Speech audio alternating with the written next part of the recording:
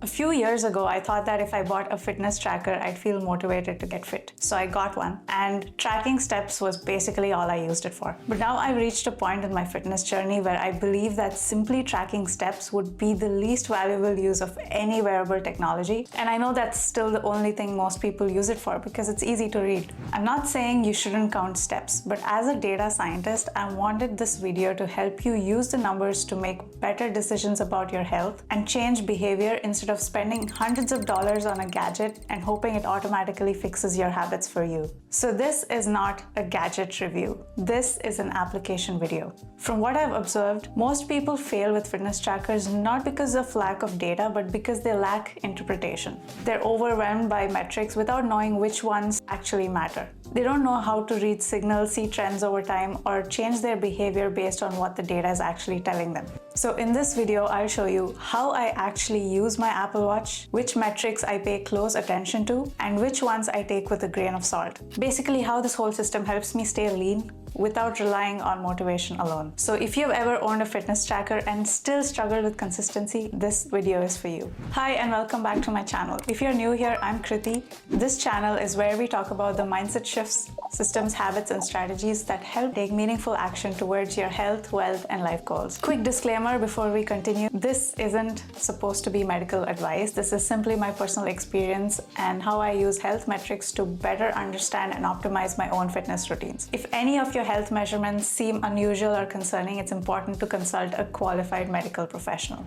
Okay, with that, let's begin. Here's why most people fail to meet their fitness goals even after investing in fitness tech. It's common for people to think, if I buy the watch, I'll feel motivated. And they're not entirely wrong. New tools do create a short spike in motivation. But motivation is fleeting and isn't enough to change behavior. It's about doing something with the feedback from the device that matters. You probably experience something like this. You track your steps, you feel good when the rings close and feel bad when they don't. So you start telling yourself that you're not disciplined or consistent, and eventually you stop wearing the watch altogether. That's not a system. That's emotional reactivity to numbers. So when the idea of hitting all the targets stops being exciting or gets hard to do, most people quit. And that raises this question: what's the point of recording all that health data if it actually isn't driving change? So this is the lens with which I use my Apple Watch.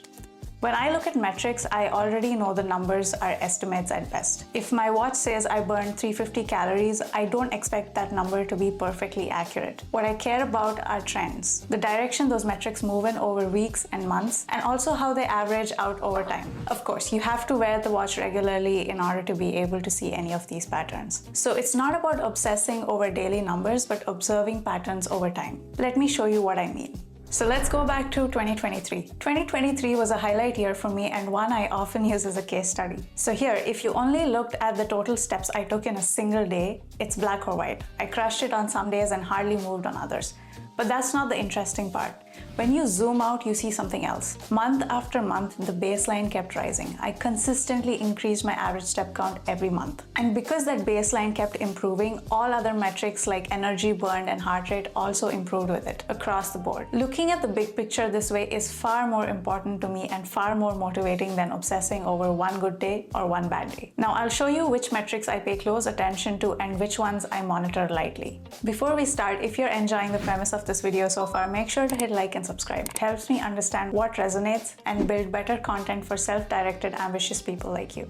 Okay, so there are 5 core metrics that I pay really close attention to, and I'll explain why I think each one matters, especially while trying to stay lean, and how I put them all together to get a more balanced view of my overall health. The first one is workout tracking and calories burned. This is foundational for me. At the gym, I log every workout, whether it's cardio or weight training. One small but important detail, I actually use the functional strength training option instead of the traditional strength training, even though most of my workouts would be considered traditional, because I found that the functional option is more conservative and more useful for weight loss and deciding calorie intake. For example, a 50-minute session logged as functional strength training might show around 250 calories burned, whereas traditional strength training training pushes that up to about 350 to 400 calories. And that difference matters because overestimating calories burned can easily lead to overeating, especially over time. So what do I do with this data? First, I use it to budget my calorie intake from food. Our total daily energy expenditure, or TDEE, is the sum of calories burned at rest, calories burned through daily activities, calories burned from exercise, and calories burned by digesting food. Yes, digestion burns calories, and a high protein diet burns more. Now, I won't go too much into the details of this formula. I just thought I should bring this up to show you that you can track your BMR, which is essentially resting calories, NEAT, which is your non-exercise calories, and EAT, which is your exercise calories, with the Apple Watch. So Apple Health estimates your RMR and NEAT with your weight, height, and age data that you set once in the app. And this number will update as you log in changes to your weight, and NEAT is essentially tracked through your daily steps, stand time, and general movement. The active calories from workout is what you get by logging the workout itself. The RMR and active calories put together gives me a reasonable picture of how much energy my body is using in a day. For example, if I'm burning 1450 calories at rest and 350 calories through exercise, that's a TDEE of approximately 1800 calories a day. And if my goal is to lose fat, I simply need to eat slightly less than that number, say around 1600 calories. But if I'm maintaining my weight, I eat no more than 1800. This is where other supporting apps are also useful. Apple Health connects with other calorie tracking apps, and I use this one called Lose It. So my calorie budget adjusts based on how active I've been. I take a look at my weekly calorie intake trend.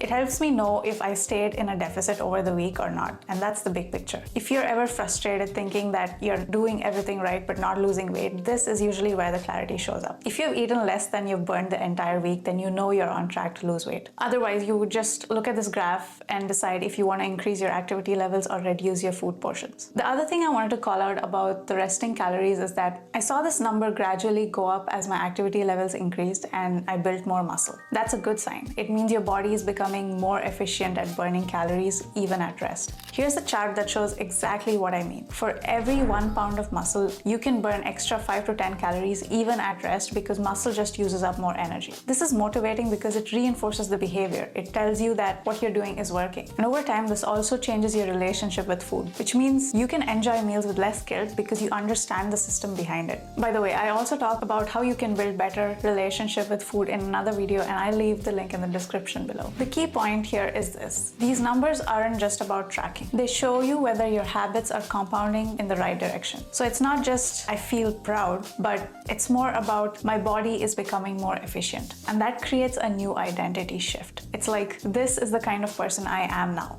I take care of my health. And identity beats motivation. This is the kind of progress that reinforces new behavior and habits. The second metric is resting heart rate. I think this is one of the most underrated metrics. I use resting heart rate, or RHR, as a stress signal. I've seen that whenever I go to the gym consistently, eat balanced meals, and sleep well, my resting heart rate trends down. And this is a good sign. But when I'm inconsistent and stressed, it trends upward. So exercising doesn't just change your body, it regulates your nervous system. There's also research that shows that a lower resting heart rate signals better recovery and a better mood overall. Whoop has also published data showing that among members aged 30 and older, the resting heart rate increased by 1 BPM 60% of the time when users reported stress. So if I see my RHR creeping up, it means I'm carrying some stress, sometimes without consciously realizing it. In those cases, the objective then becomes to maintain a low RHR. And the best way to do this is through regular exercise, nutrition, and sleep. So at this point, I no longer see exercise primarily as a tool for weight loss, but as a form of regulation. You start doing it for your well-being. The third one is consistency tracking. I use this view here to track how frequently I'm training. I have a 10-day rule. I don't allow more than 10 days without a logged workout. Now 10 is an arbitrary number, but it's intentional. This is like the 2-day rule for habits, which says you can build consistency by making sure you never skip a habit more than 1 day in a row. Personally, I've learned that 10 days is the maximum gap I can take before it becomes noticeably harder for me to get back into routine. This is about preventing decay. Keeping momentum is always easier than starting over. Ideally, I try to keep that gap under 7 days, but life happens, so the extra 3 days gives me a buffer without letting the habit collapse. Any fitness tracker makes inconsistency visible, and a lot of people find that uncomfortable, but I find it useful. You can't change what you don't track. And that's the same reason why companies collect data in the first place, to see what can actually be improved. And once the data is there, you can't lie to yourself anymore. This is also referred to as dispositional awareness. Research shows that people with higher dispositional awareness are better at spotting goal-related obstacles early and adjusting their behavior before they fall off track. In practice, it's accountability made visible. Number 4, monthly badges. Now this might be a bit controversial because people love to mock achievement badges. You complete the number of activities set for you by Apple Watch each month and you earn a badge. They work the same way as my 10-day rule does. Their job isn't to push me to do more, it's to help me not fall off the wagon. These monthly challenges help me keep up a minimum level of consistency that keeps the system alive. And a lot of the time, my natural training frequency already lines up with the goals that the badges are set around. And when that happens, I hit them almost automatically, more like reinforcement markers, like a signal that my behavior is staying consistent over time. The 5th one is body weight. Now, body weight fluctuates daily for a lot of reasons. A high sodium meal or poor sleep can drive it up. I've also seen that my weight is higher when I'm stressed. For women, water retention, especially around menstrual cycles, can also push it up. This is why I don't track my weight daily. Instead, I check it once a week to stay accountable. What weekly tracking does is it smoothens out the noise and makes patterns easier to see. If my weight is trending up over a few weeks, it's usually a sign that I've been overindulging or that my calorie intake and activity are out of sync. I can also check this against my calorie data for a week or even just log my weight in the calorie tracking app to see it all in one place. All these metrics put together tell me whether my routine is working or drifting, and that helps me course correct accordingly. Okay, those are my 5 core metrics, but now I want to talk about 5 metrics I monitor just for awareness. The first one is sleep. Sleep is super important for weight loss and stress management, and I think sleep tracking is very useful, but I don't treat the sleep score as truth because I've had mornings where I felt awful but got a good score on my sleep, and there have been some mornings where I felt great but scored poorly. So I found the sleep data to be extremely noisy, and because of that, I mostly pay attention to the quality of sleep, i.e. how I'm feeling when I wake up and bedtime consistency, not the scores. I think the sleep and wake up time views are useful for this. The average total sleep can also be useful, but beyond that, I take everything else with a grain of salt. I'm trying to make waking up at 5 a.m. a habit, and the hardest part is getting to sleep by 10. Setting bedtime reminders helps with that. I also have a video on some underrated strategies for improving the quality of your sleep, and you can check it out after this video. I'll link it below. So in my experience, I found that resting heart rate is more indicative of how calm and rested you actually are than a single night's sleep score. So again, it's about using the data as context and checking in with yourself along the way. The second one is cardio fitness. Now this cardio fitness score is based on something called VO2 max, which measures how efficiently your heart and lungs deliver oxygen during sustained activity. I think it's a useful indicator of cardiovascular health, but it's also one of those metrics that's really hard to move without deliberate cardio-focused training. So I just treat this as a background indicator. I look at it only if I'm in a cardio-heavy phase involving running, cycling, or HIIT. I sometimes glance at the long-term trend from time to time, but I don't try to optimize for it. Not every metric deserves active attention at all times. The third one is cycle tracking. This is specific to women, but I log cycle data consistently and I found it to be reasonably accurate over time. It helps me track changes to the cycle length. It's more helpful for anticipating changes in energy, mood, recovery, or water retention, but it's not something I rely on as a precise biological signal. Again, context over accuracy.